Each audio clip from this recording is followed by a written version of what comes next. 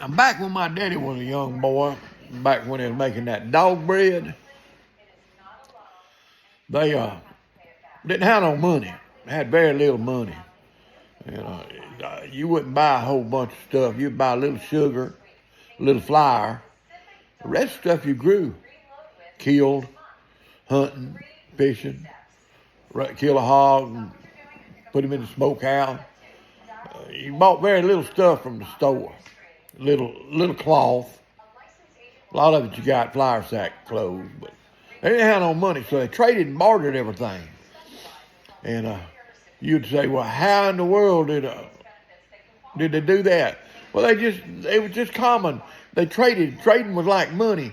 I told a story about Daddy and his little brother trading some chickens for some cigarettes to the rolling store man. So they traded everything for everything. They traded for cigarettes, you know. Somebody had some money to buy cigarettes, but they traded for cigarettes and stuff.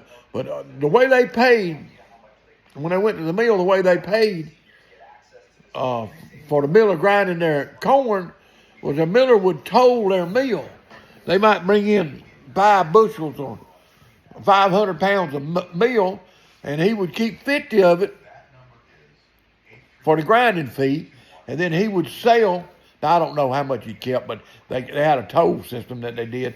But he would keep a certain part of the meal to pay for the grinding, and then people that didn't have corn stuff, he'd sell it, and he might could sell it to a store or whatever to get his pay.